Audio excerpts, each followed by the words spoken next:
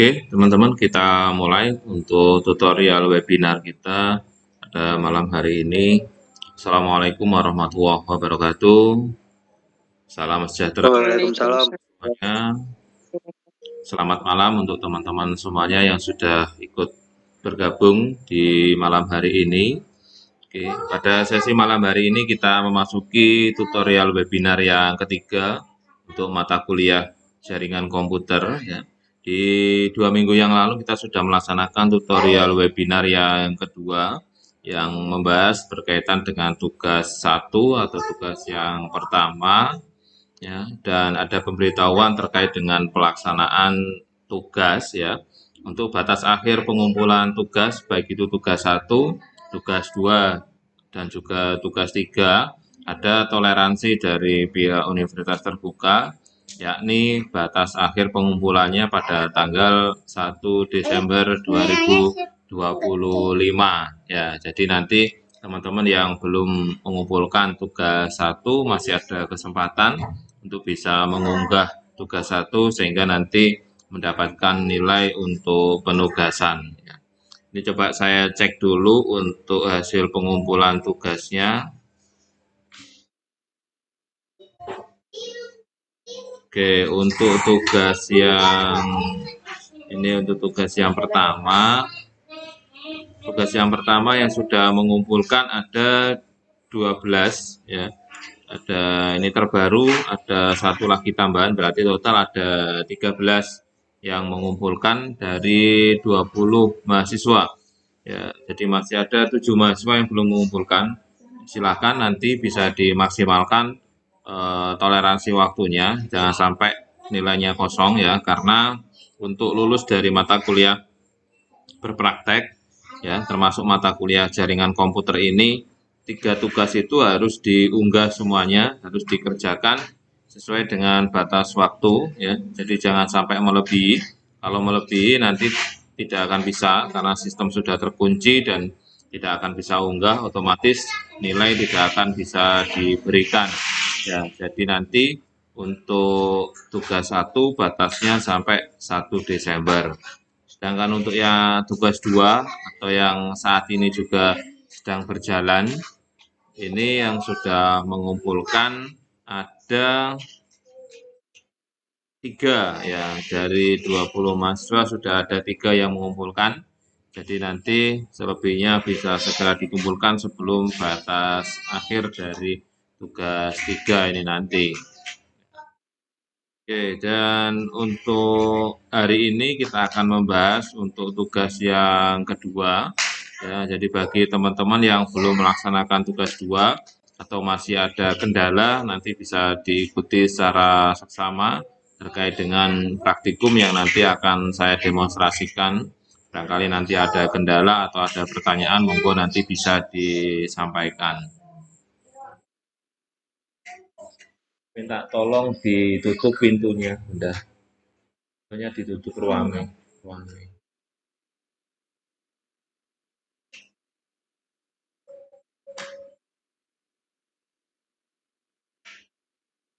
Oke, baik, saya share screen terlebih dahulu untuk modul praktikum yang kedua.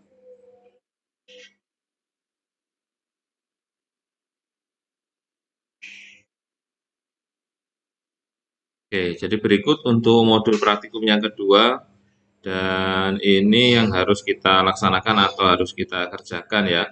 Kalau kita lihat instruksi dari tugasnya, ya, ini teman-teman harus melaksanakan praktikum ya.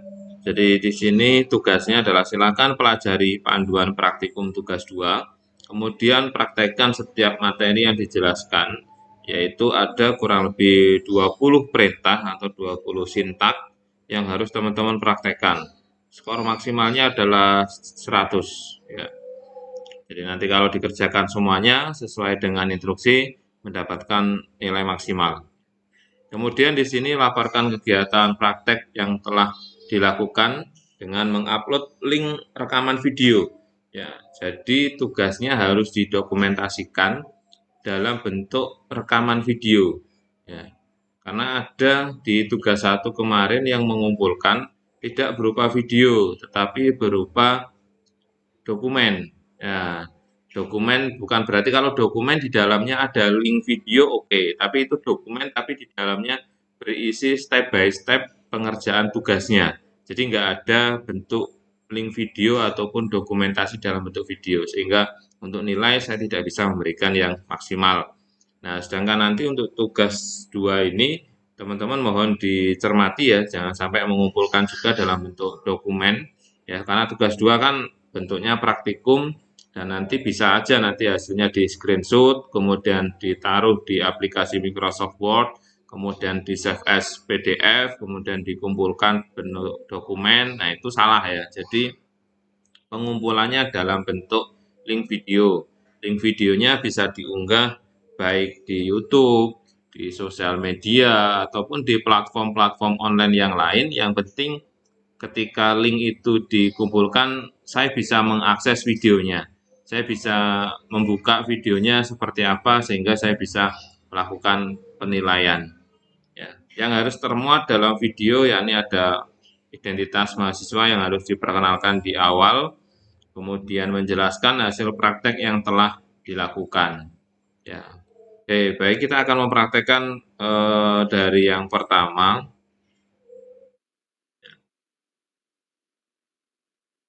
Nah, persyaratan yang harus kita penuhi ya sebelum kita melaksanakan praktikum ini nanti, ya mahasiswa harus memahami terlebih dahulu materi tentang TCP/IP pada modul MSIM 4204 jaringan komputer.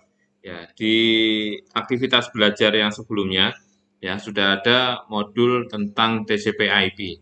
Ya, hari ini atau minggu ini kita sudah memasuki aktivitas belajar yang kalau saya cek di sini kita sudah masuk di aktivitas belajar yang ke-7 ya. Ya, nih kita sudah masuk, oh maaf, di 6 ya. Kita sudah memasuki aktivitas belajar yang ke-11 ya di minggu ke-6.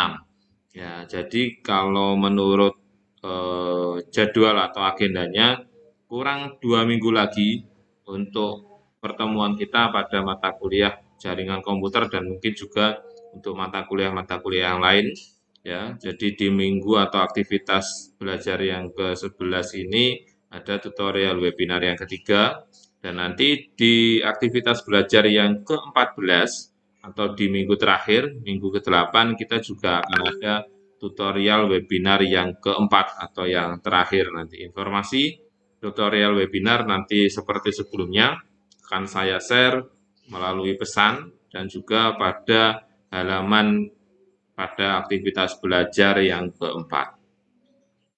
Oke, kemudian di sini ya modul TCP/IP. Nah, sedikit saya jelaskan terkait dengan TCP/IP. Jadi TCP/IP ini adalah sebuah protokol komunikasi di dalam jaringan komputer yang menjadi sebuah standar, ya, yang menjadi sebuah acuan ketika kita ingin mengirimkan sebuah pesan antar komputer.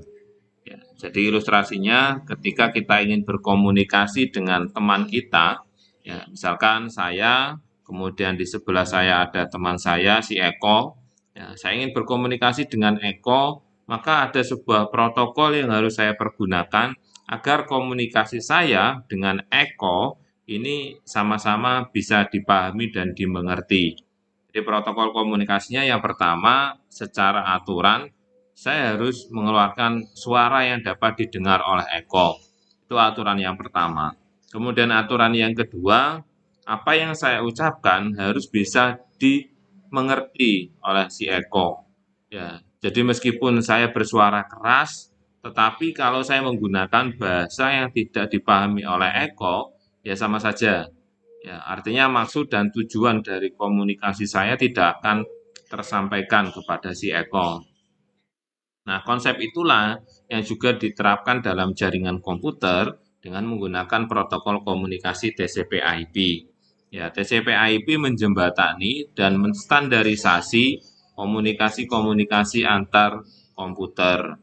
Ya, selain TCP/IP sebenarnya juga ada model yang lain, yakni ada model OSI, ya Open System Interconnection, di mana OSI ini diterbitkan oleh sebuah organisasi namanya adalah ISO, ya International Standard Organization. Ya, jadi ISO membentuk atau membuat sebuah standar protokol komunikasi namanya adalah OSI. Ya, akan tetapi seiring berjalannya waktu, ya OSI ini sudah tergantikan dengan protokol komunikasi TCP/IP yang lebih fleksibel dan lebih bisa memfasilitasi kebutuhan-kebutuhan di dalam jaringan komputer. Ya, dan sampai saat ini kita rata-rata menggunakan protokol TCP/IP. Ya. Oke, kemudian materi praktikumnya nanti kita akan menggunakan CMD, ya, Command Prompt, ya, atau mungkin kalau teman-teman sering lihat layar hitam, ya, nah itu menggunakan Command Prompt. Kalau di platform Linux namanya adalah terminal, ya, yang kita gunakan sebagai tool atau sebagai aplikasi untuk menuliskan perintah-perintah ataupun sintak-sintak untuk konfigurasi. Ya, makanya kalau dulu, ya, zaman dulu sebelum ada Windows berbasis GUI, ya, Linux itu juga sama. Kalau Linux sampai sekarang juga masih menggunakan model-model berbasis teks, ya. Jadi kalau kita mau melakukan konfigurasi apapun melalui command prompt, ya. Tapi sekarang Windows sudah berbasis GUI, ya, Graphical User Interface, sehingga ketika kita ingin melakukan konfigurasi kita tidak perlu melalui atau membuka command prompt. Ya, kita cukup melakukan aktivitas sesuai dengan kebutuhan kita. Misalkan membuat folder, tinggal klik icon ataupun menu new folder. Nah, kalau dulu nggak bisa, ya. Jadi kalau mau membuat direktori baru atau folder baru harus melalui CMD ataupun command prompt. Ya, sehingga dampaknya kita harus menghafal atau paling tidak mengingat-ingat beberapa sintak-sintak dasar yang digunakan untuk melakukan konfigurasi terhadap komputer kita. Oke, kemudian yang kedua dapat menjelaskan perintah pada TCP/IP. Jadi ada beberapa sintak perintah-perintah yang digunakan berkaitan dengan TCP/IP. Dan yang ketiga dapat mempraktekkan perintah-perintah pada TCP/IP.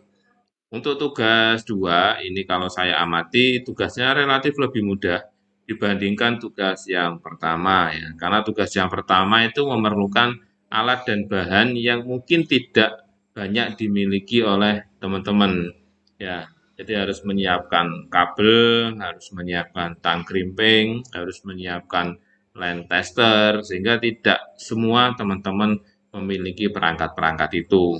Ya, tetapi untuk tugas 2 ini full hanya menggunakan perangkat komputer ataupun laptop, ya, sehingga relatif lebih mudah dan relatif lebih bisa terselesaikan semuanya, ya, sesuai dengan instruksi dan batas waktu yang telah ditentukan. Ya, akan tetapi saran saya, ya, tapi seringkali kalau teman-teman mau mengerjakan tugas itu pasti tanya batas akhirnya kapan, ya, karena seolah-olah dia itu ingin mengerjakan di detik-detik terakhir, ya.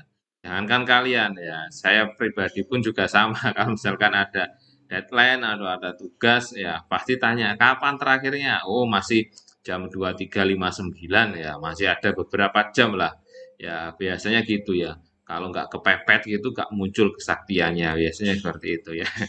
Ya, tapi mohon diantisipasi lah, jangan sampai mendekati batas akhir, nah, ya. Karena kalau sudah terkunci sistemnya, ya itu nanti dikhawatirkan dapat mempengaruhi kelulusan teman-teman untuk mata kuliah ini, ya. Karena harapan saya dan harapan kita semuanya tentunya teman-teman semuanya dapat lulus dengan nilai maksimal untuk mata kuliah ini ataupun mata kuliah yang lainnya juga. Oke, yang poin C, tahapan untuk praktikum, ya. Oke, kita nanti akan menggunakan beberapa perintah di dalam TCP/IP. Yang paling umum dan yang paling menonjol itu adalah IP config dan juga ping. Ya, itu yang sering kali kita gunakan untuk perintah-perintah di dalam jaringan komputer. Ya, Ya, itu nanti bisa kita terapkan di command prompt kita. Kita persiapan, kita buka dulu aplikasi ataupun alat bantu tool kita, yakni command prompt ya. Ada berbagai cara, kita bisa melalui klik komputer, start, aksesoris, command prompt, atau kalau teman-teman mau cara cepat ya Windows R gitu aja biasanya ya. Seringkali kalau kita Windows R, kemudian CMD, Enter, udah nanti akan terbuka untuk command prompt. Ya. Nah, di sini untuk command prompt sendiri kita pastikan bahwa kita masuknya sebagai administrator ini ya. Jadi bukan sebagai guys atau sebagai tamu, tapi sebagai admin, di mana itu ditunjukkan dengan tulisan ya di bagian titel atas, tab atas ini ada administrator. Berarti posisi kita login sebagai administrator. Ya. Karena kalau sebagai admin tentu kita memiliki hak penuh terhadap konfigurasi di perangkat komputer kita.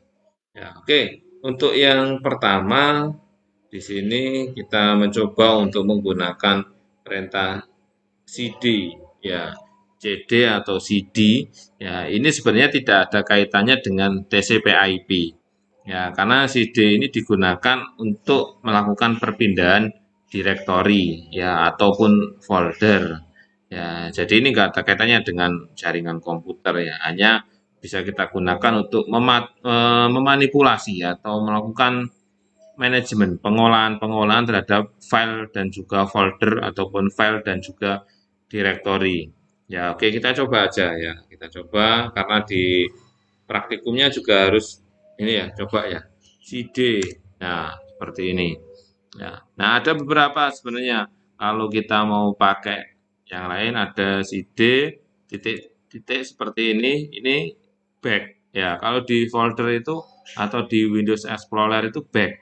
Ya, back satu kali. Ya, ya ini kan posisi dari kursor ini menunjukkan bahwa kita saat ini sedang berada di direktori apa. Ya, kalau di sini kita berada di drive C, user, ya. Nah, sedang berada di situ kita. Nah, kalau misalkan kita mau keluar lagi ya berarti CD C2 seperti ini. Nah, kita berada di C. Kalau kita mau masuk di direktori yang lain misalkan D, ya bisa seperti ini. Ya, atau mau kembali ke C bisa seperti ini. Ya, kita sesuaikan dengan direktorinya. Ini hanya untuk memanipulasi atau melakukan manajemen terhadap folder ataupun direktori ya. Kalau kita masuk ke CD users, nah masuk ya CD spasi nama direktori atau nama folder. CD kemudian masuk ke HP seperti ini, masuk ke kalau di sini ada folder namanya download ya, ini coba masuk ke situ. Nah ini jadi posisi kursor saya saat ini sedang ada di dalam direktori download, jadi seolah-olah kalau kita ilustrasikan di file kita ini ya, posisi kita itu sedang berada di folder download ini. Ya, jadi kita berada di sini. Jadi kita bisa melakukan aktivitas yang ada di sini. Mau kita hapus filenya itu juga bisa, mau kita buat direktori ataupun folder baru juga bisa. Ya, jadi apa yang kita lakukan di command prompt ya yang ada di sini itu juga akan langsung berdampak pada perangkat komputer kita. Ya. Jadi hati-hati nanti kalau ingin melakukan hapus file atau memformat file ya jarang sekali atau kayaknya nggak ada sih ya. Jadi command prompt itu nggak ada notifikasi. Ya tiba-tiba langsung hilang. Ya tiba-tiba kalau kita melakukan perintah hapus ya udah langsung hilang aja, nggak ada notifikasi. Ya jadi hati-hati biar tidak ada yang dirugikan nanti ya. Ya, oke yang pertama ya itu untuk praktek yang pertama kita pakai CD untuk melakukan pindah direktori. Ya kemudian ada CLS garis miring tanda tanya dan dir garis miring tanda tanya. Oke, kita coba ya CLS dulu. CLSG. Nah, CLS itu clear screen ya. Jadi untuk menghapus seluruh perintah-perintah yang tadinya sudah kita gunakan misalkan di sini saya sudah dipakai CD ini ya. Nah, kemudian saya pakai lagi tadi, nah seperti ini.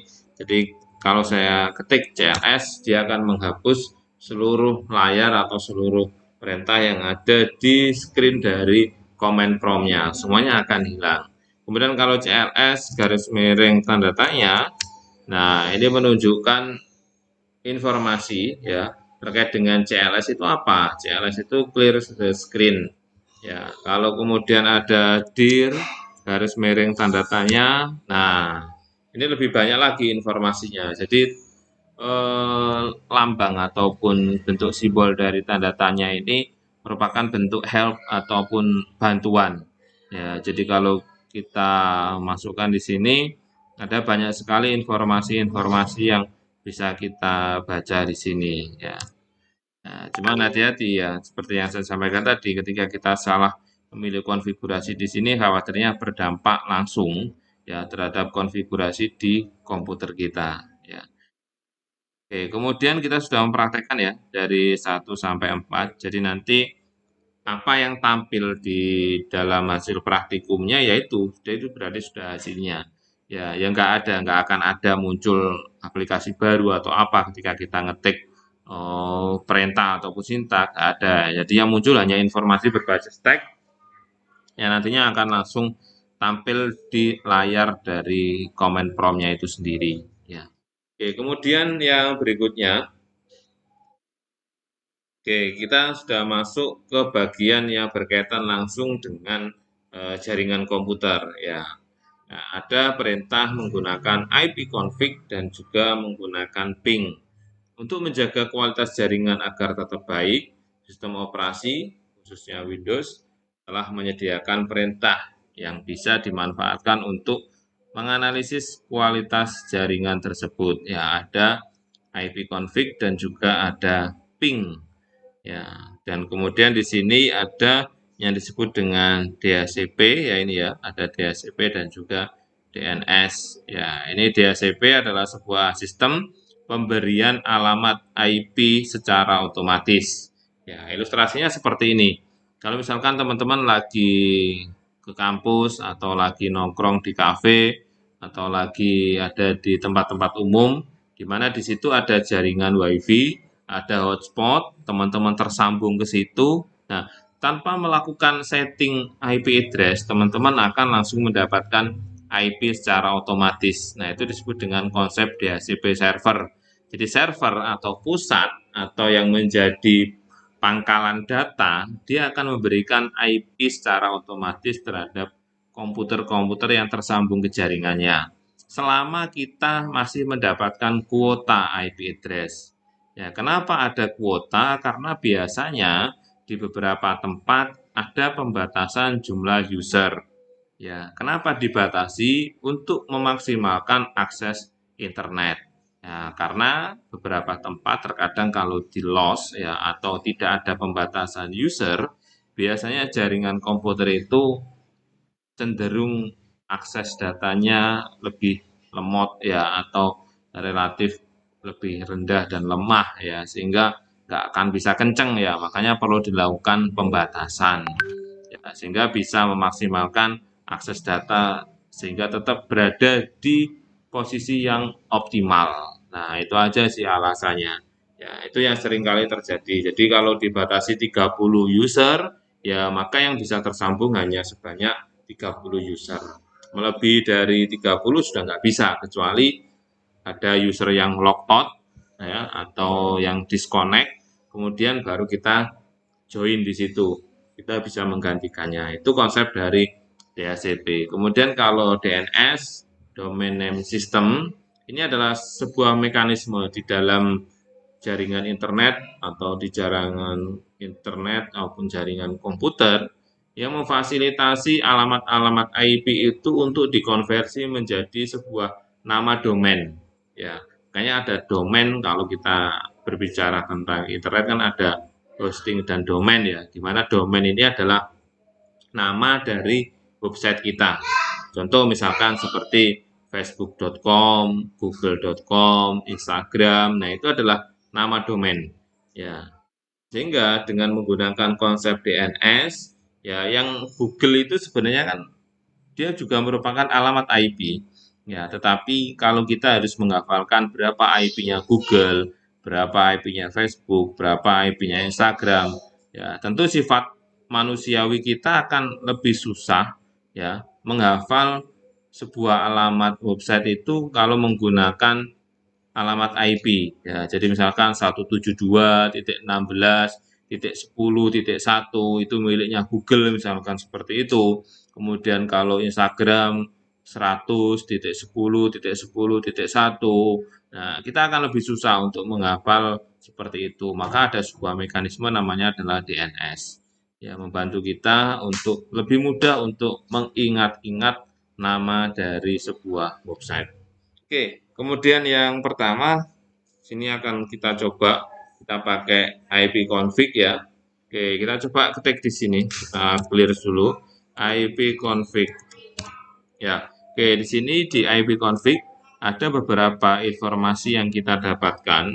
Ya, contoh misalkan di sini ada wireless LAN ya WiFi 2 ini ada untuk IP versi 6, ada IP versi 4, subnet mask dan juga default gateway. Nah, ini ada IP versi 6 dan ada IP versi 4. Nah, apa bedanya? Nah, IP versi 6 itu memiliki jumlah PC ataupun jumlah host yang lebih banyak. Ya, jadi secara kuantitas dia lebih banyak dibandingkan IP versi 4. Ya, jadi penggunaan dengan menggunakan IP versi 6 itu bisa menampung jumlah host, jumlah klien yang lebih banyak. Sedangkan IP versi 4 dia lebih sedikit dan basisnya kalau IP versi 6 itu menggunakan jenis bilangannya adalah bilangan heksadesimal. Ya, ada 16 digit. Ya, heksadesimal itu dimulai dari 0 ya sampai 10 sampai 9 ya, sampai 9, kemudian huruf A, B, C, D, E, F. Ya, jadi ada 16 karakter.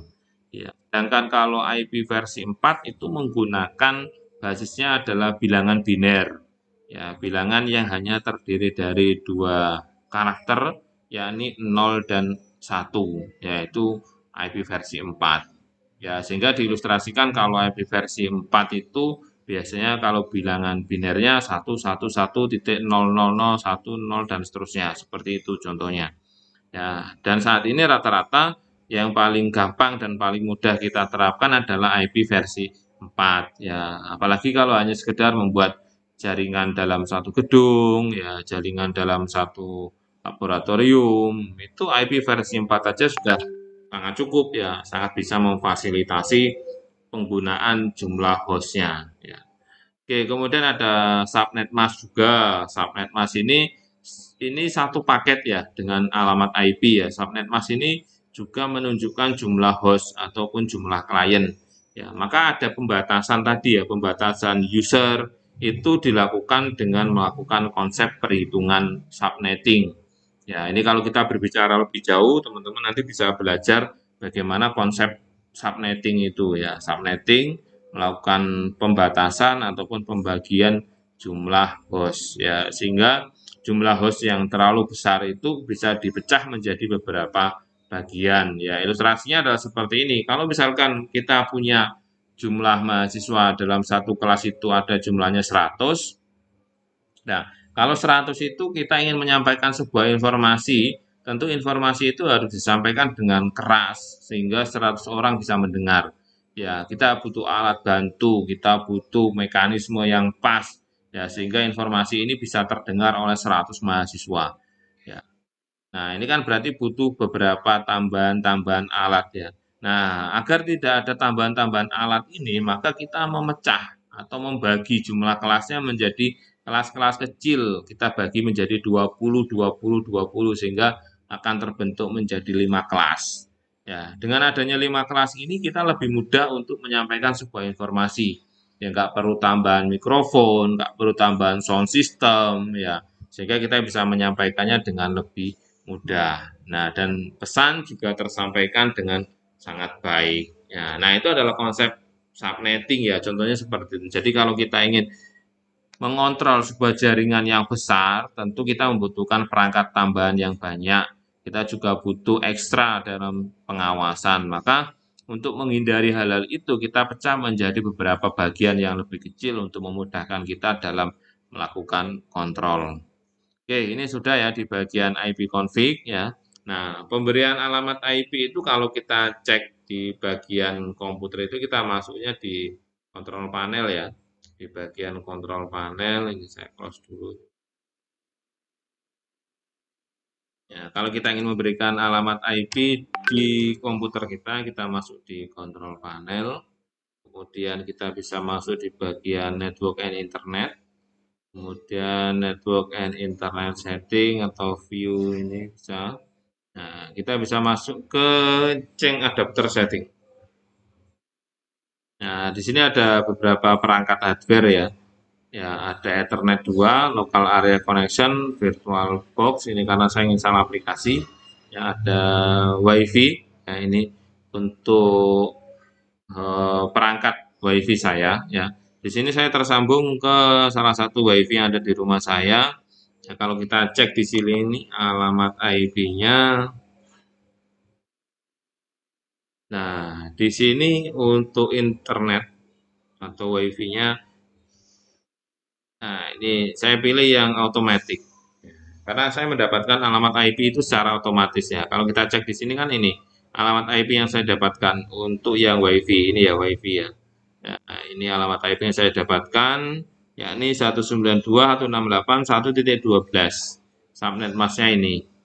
Ya, ini kalau saya disconnect, kemudian ada perangkat baru yang masuk, kemudian saya masuk lagi, belum tentu saya mendapatkan alamat IP yang sama. Ya, karena sistemnya DHCP. Ya, siapa yang lebih dulu dia dapat alamat IP nomor 1. Join lagi dapat alamat IP nomor 2, IP nomor 3, nomor 4. Ketika ada yang logout, IP itu akan dikembalikan lagi ke server. Ada yang login lagi diberikan alamat IP itu. Jadi tidak selalu kita mendapatkan alamat IP yang sama. Karena konsepnya adalah DHCP server.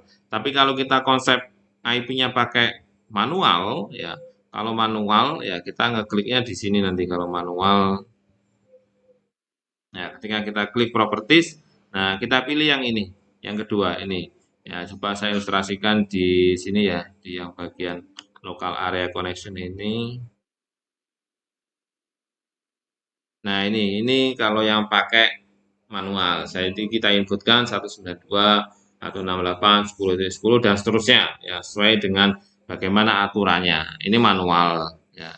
Kalau yang ini otomatis ya. Tapi tergantung server ya. Kalau servernya memang ada fitur DHCP server aman lah.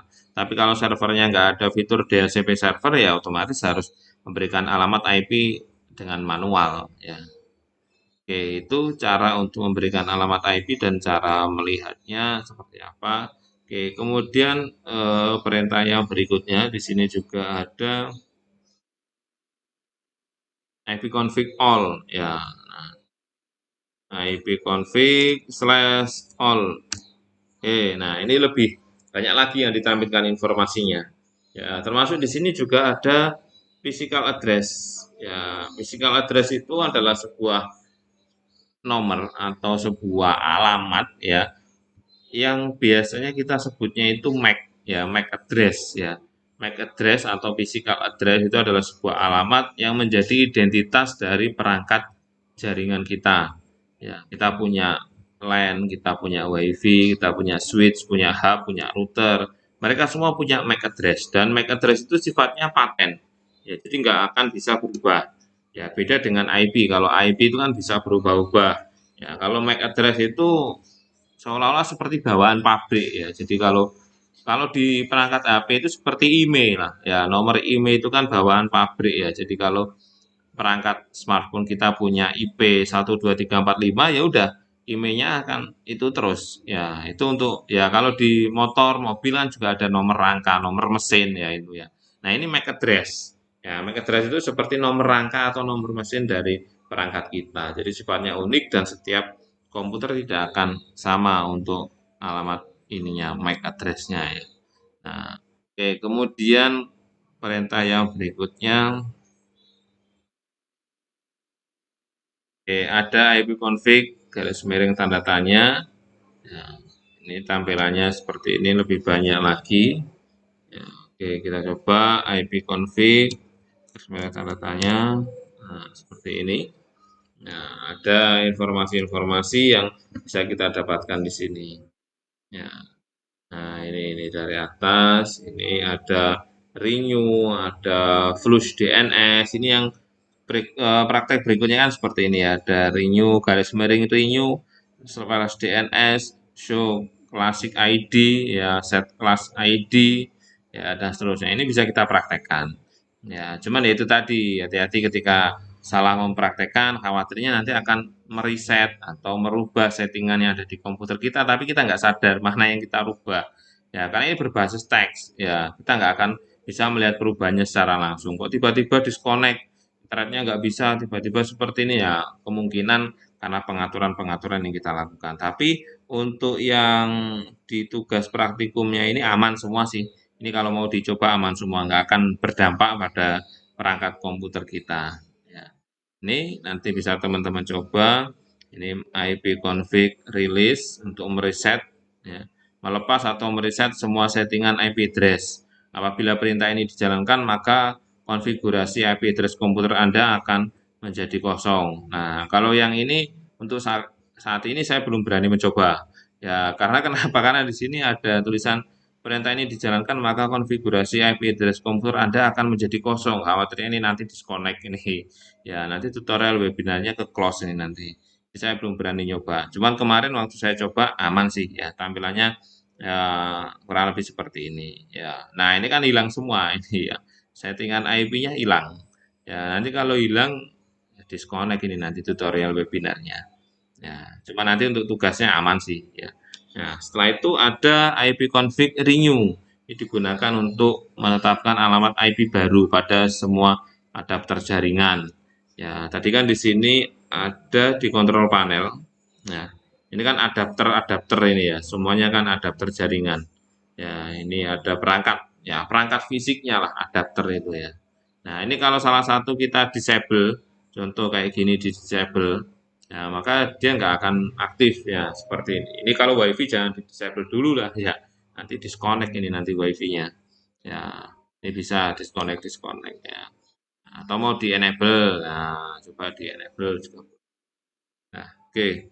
Kemudian yang berikutnya display DNS digunakan untuk menampilkan domain name system atau DNS termasuk local host koneksi. Oke, kita coba. Kalau ini aman sih. Ya. Oke, kita coba ipconfig ya. Kemudian slash DNS ya. Slash display DNS.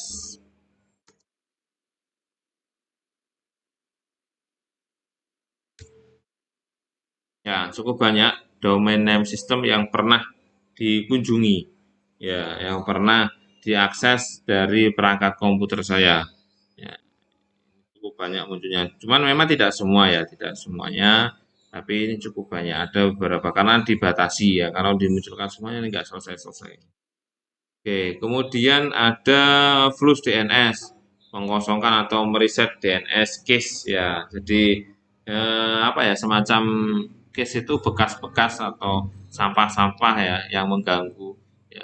Jadi biasanya kan memang dipergunakan. Ketika kita mengakses sebuah situs web, itu akan menyimpan sebuah case atau historinya akan tersimpan sehingga kalau kita ingin mengunjungi sebuah website itu, ya case itu tidak akan mengulang dari awal.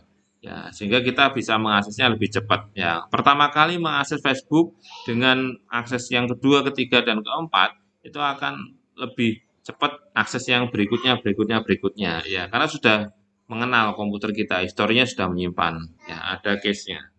Oke, kemudian ada ipconfig, ya garis miring register DNS, mendaftarkan komputer pada DNS server terdekat. Nah, ini bisa dicoba aja. Cuman kalau yang ini kemungkinan tampilannya ya enggak ini sih ya. Nah, karena enggak ada. Oke, saya coba.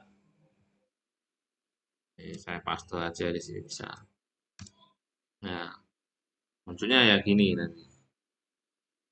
Nah, ini karena enggak ada ya DNS server yang terdekat yang tersambung dengan komputer saya. Ya, tapi ya nggak apa-apa ya. Ini kan namanya sebuah tampilan dari uji coba. Ya, jadi sebuah penelitian, sebuah uji coba itu tidak harus hasilnya itu berhasil. Ya, tidak keberhasilan ya, kegagalan itu juga merupakan sebuah hasil. Ya, jadi misalkan seperti ini. Saya ingin membuat nasi goreng. Ya, nasi goreng itu asumsi saya bahwa yang saya lihat nasi goreng itu bukan pakai minyak yang berlebih kayak kita goreng ikan atau ketika kita mau menggoreng tempe ya. Tapi nasi goreng itu minyaknya sedikit sekali, bahkan mungkin hanya beberapa apa ya, beberapa tetes gitu aja ya. Kemudian selebihnya adalah disangrai ya atau ditumis ya istilahnya ya. Nah, tapi disebutnya nasi goreng. Nah, saya ingin melakukan uji coba, kira-kira bagaimana hasilnya kalau saya membuat nasi goreng itu tapi minyaknya yang banyak. Ya, jadi kayak kita goreng ikan. Nah, kita melakukan penelitian. Nah, akhirnya diteliti, ternyata hasilnya minyaknya itu nggak habis ya, sehingga nasinya itu sangat banyak sekali minyaknya. Nah, itu kan sebuah kegagalan. Ya, tapi kegagalan itu adalah sebuah hasil, sehingga orang lain tidak akan melakukan hal yang sama. Kita sudah membantu orang lain untuk orang itu terhindar dari sebuah kegagalan. Nah, itu adalah hasil ya. Jadi hasil itu tidak selalu keberhasilan. Kegagalan pun juga merupakan sebuah hasil ya. Oke, itu ya. Oke, kemudian yang berikutnya ya, ada perintah-perintah berikutnya yang IP config ya. Saya rasa bisa lah nanti dipraktekkan teman-teman. Ya, ping. Berikutnya adalah ping ya. Ping ini digunakan untuk melakukan tes atau koneksi jaringan ya. Jadi biasanya kalau dulu ya masih kita pakai perangkat BBM ya, HP-nya masih pakai BBM itu seringkali ada fitur ping di HP BBM itu ya. HP-HP dulu sebelum smartphone itu ada BBM ping ya. Jadi ping itu digunakan untuk ngetes apakah komputer yang tersambung dengan kita itu connect apa enggak.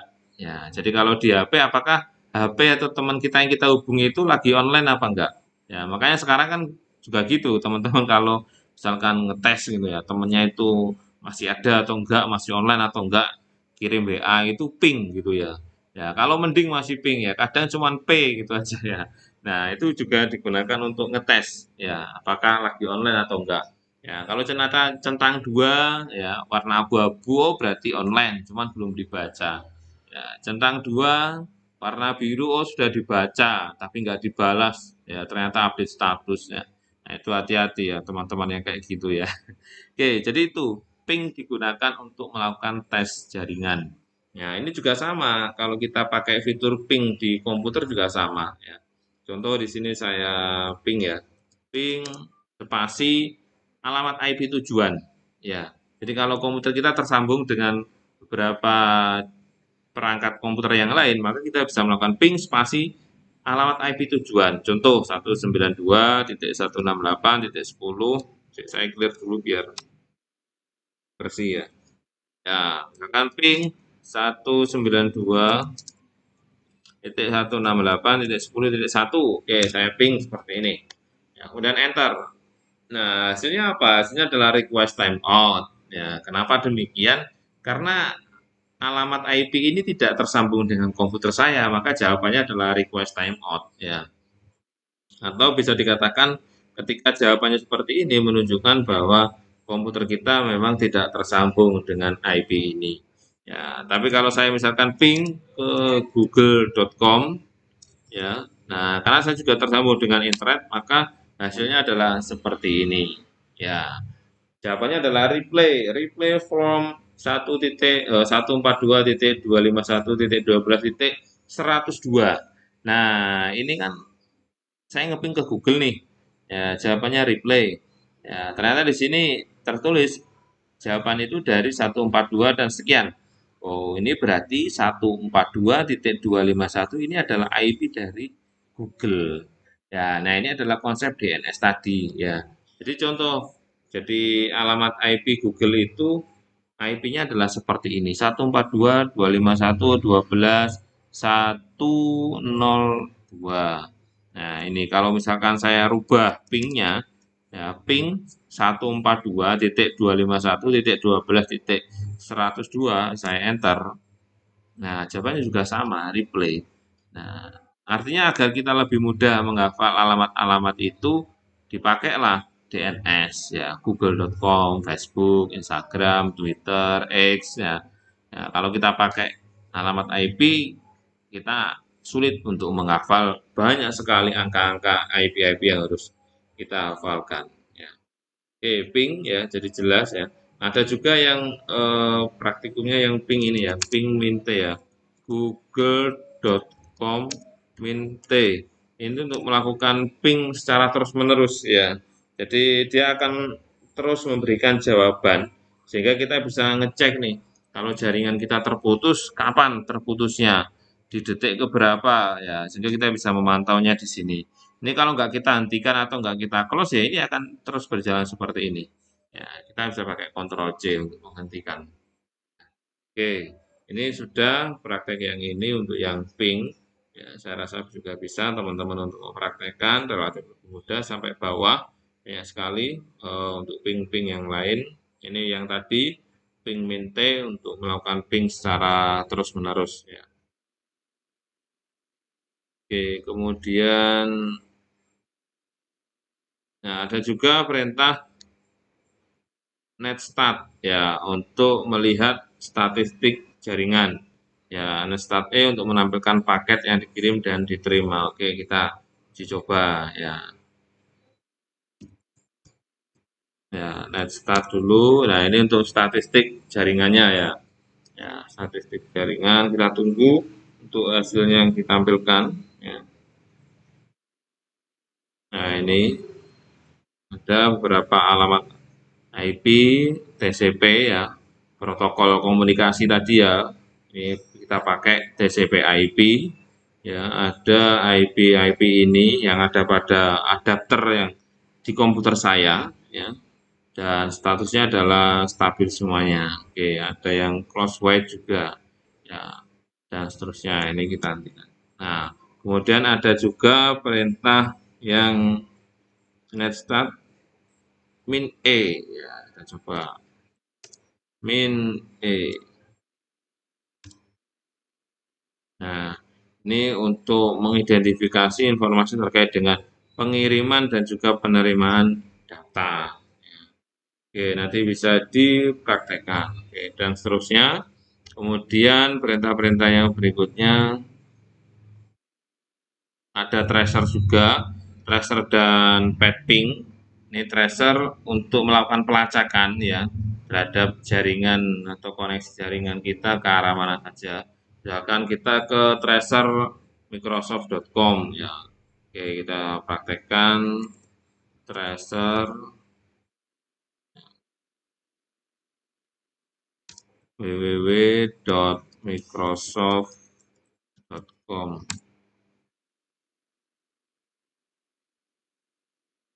Nah, ini untuk traffic dari jaringan kita yang kita arahkan ke situs dari microsoft.com. Ya, dan seterusnya nanti. Ya, oke, kita hentikan di sini. Kita clear screen. Oke, kemudian yang berikutnya juga ada beberapa. Nah, ini sampai terakhir ya. Ada NetSH juga sama. Jadi bisa teman-teman coba. Tampilannya kurang lebih seperti ini nanti hasilnya. Kemudian ada juga road, ya tampilannya kurang lebih seperti ini. Ada net dan yang terakhir adalah net ya. Kalau di panduan terakhir adalah net. Ya, ini sesuai dengan yang ada di tugas ya, di tugas 2.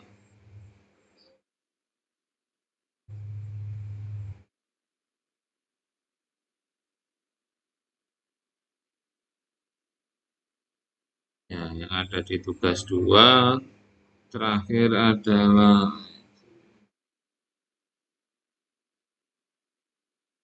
ini ya, terakhir adalah net. Ya, ya, yang insya Allah dari beberapa panduan praktikum ini semuanya mudah sih ya, relatif mudah untuk dikerjakan dan tidak akan berdampak pada konfigurasi komputer teman-teman. Oke. Oke, nanti tinggal teman-teman kerjakan untuk membuat laporan praktikumnya dalam bentuk video, ya memperkenalkan identitas dan juga penjelasan dari hasil praktikumnya. Tidak ada batasan durasi dari videonya, mau videonya pendek, panjang, terserah. Yang penting bisa memuat seluruh aktivitas dan juga perintah-perintah yang ada di dalam tugasnya. Semuanya sudah terekam dengan jelas. Oke, itu materi pada malam hari ini yang bisa saya sampaikan, teman-teman. Mungkin sebelum kita akhiri, ada yang mau ditanyakan?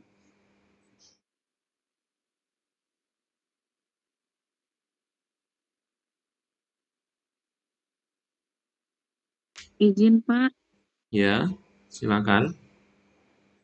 eh, saya kan kemarin udah itu mencoba membuat apa praktek yang kedua ini, tapi ternyata pas hasilnya saya rekam layar di laptop kan, tapi hasilnya suara saya nggak ada, saya nggak tahu kenapa.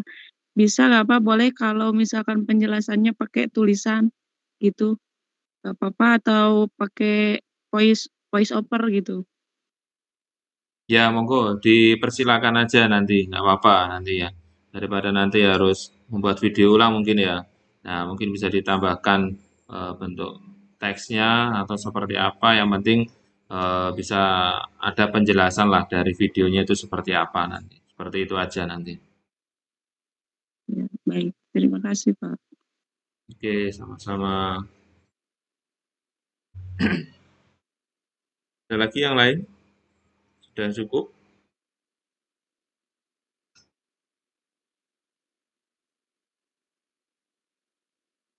Oke, sebelum kita akhiri, hari ini yang hadir ada 1, 2, 3, 4, 5 ya. Tadi sempat juga ada 7, 8. Ya, cuman memang mungkin ada kesibukan lain. Oke, sebelum kita akhiri, minta tolong yang memungkinkan untuk bisa diaktifkan kameranya untuk saya ambil dokumentasi pada malam hari ini.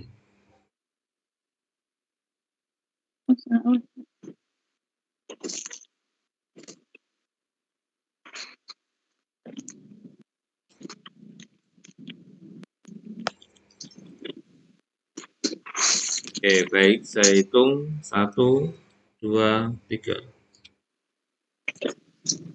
Oke, baik. Terima kasih teman-teman semuanya yang sudah hadir dan ikut bergabung pada tutorial webinar yang ketiga pada malam hari ini.